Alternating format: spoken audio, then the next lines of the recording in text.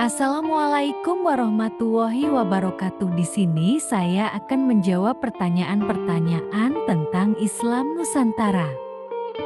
Sebelum ke pertanyaan, saya akan memperkenalkan diri.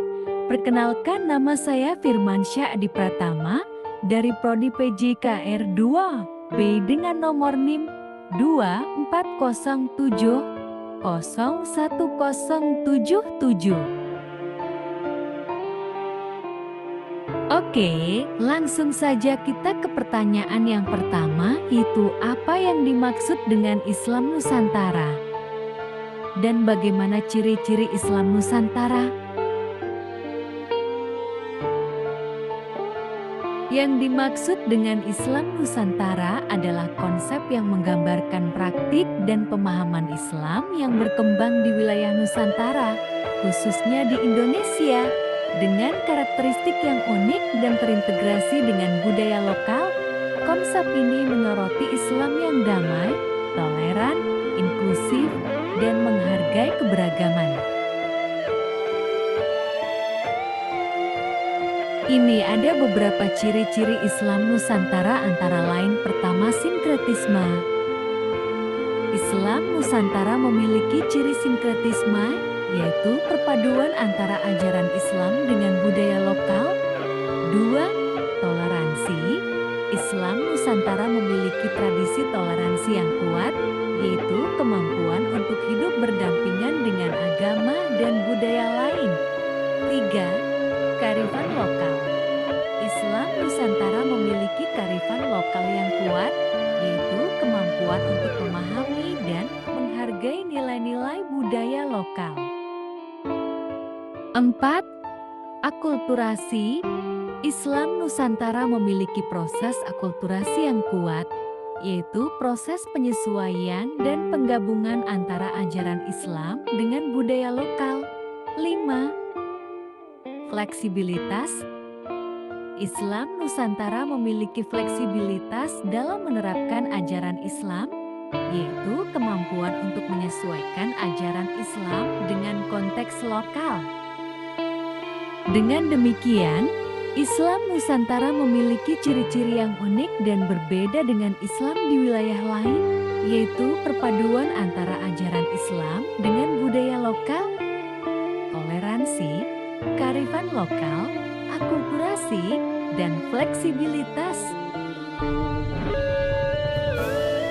2. Bagaimana sejarah penyebaran Islam di Nusantara?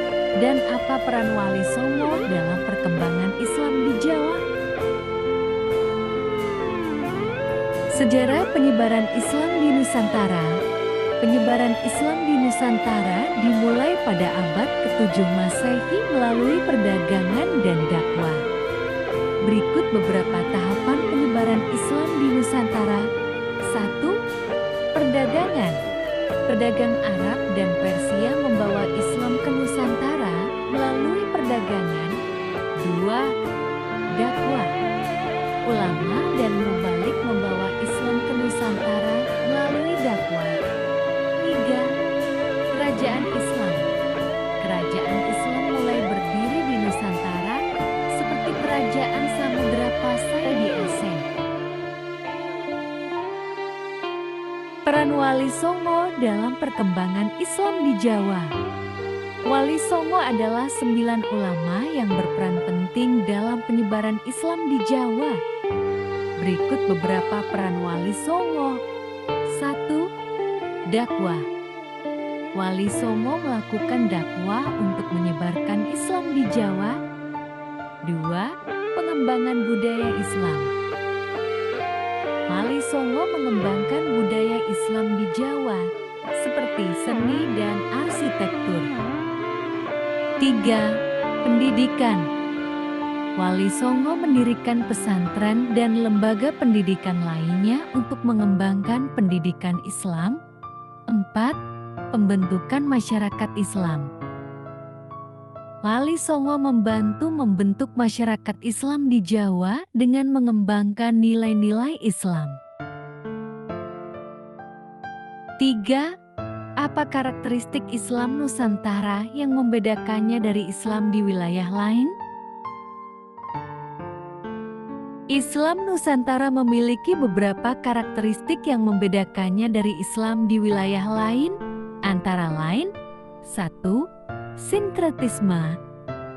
Islam Nusantara memiliki ciri sinkretisme, yaitu perpaduan antara ajaran Islam dengan budaya lokal. 2. Toleransi. Islam Nusantara memiliki tradisi toleransi yang kuat, yaitu kemampuan untuk hidup berdampingan dengan agama dan budaya lain. 3. Kearifan lokal.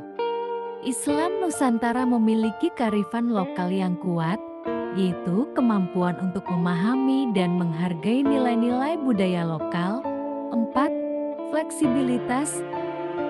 Islam Nusantara memiliki fleksibilitas dalam menerapkan ajaran Islam, yaitu kemampuan untuk menyesuaikan ajaran Islam dengan konteks lokal. 5. Akulturasi. Islam Nusantara memiliki proses akulturasi yang kuat, yaitu proses penyesuaian dan penggabungan antara ajaran Islam dengan budaya lokal. Karakteristik ini membuat Islam Nusantara memiliki wajah yang unik dan berbeda dengan Islam di wilayah lain. Islam Nusantara tidak hanya memperhatikan ajaran Islam secara tekstual, tetapi juga memperhatikan konteks lokal dan budaya masyarakat. 4. Bagaimana Islam Nusantara dapat membantu membangun kerukunan antar umat beragama dan budaya? Islam Nusantara dapat membantu membangun kerukunan antar umat beragama dan budaya dengan beberapa cara. 1. Toleransi. Islam Nusantara memiliki tradisi toleransi yang kuat, sehingga dapat membantu membangun kerukunan antar umat beragama dan budaya. 2. Penghargaan terhadap perbedaan. Islam Nusantara mengajarkan untuk menghargai perbedaan dan memahami bahwa setiap orang memiliki hak untuk memeluk agamanya sendiri. Ketiga, kerjasama. Islam Nusantara mendorong kerjasama antar umat beragama dan budaya untuk mencapai tujuan bersama. 4. Pengembangan nilai-nilai universal. Islam Nusantara mengembangkan nilai-nilai universal seperti kasih sayang, keadilan, dan kesetaraan yang dapat menjadi landasan bagi kerukunan antar umat beragama dan budaya. 5. Akulturasi budaya. Islam Nusantara memiliki proses akulturasi budaya yang kuat, sehingga dapat membantu membangun kerukunan antar umat beragama dan budaya melalui penggabungan nilai-nilai budaya lokal dengan ajaran Islam. 5. Apa contoh kearifan lokal yang dapat ditemukan dalam praktik Islam Nusantara?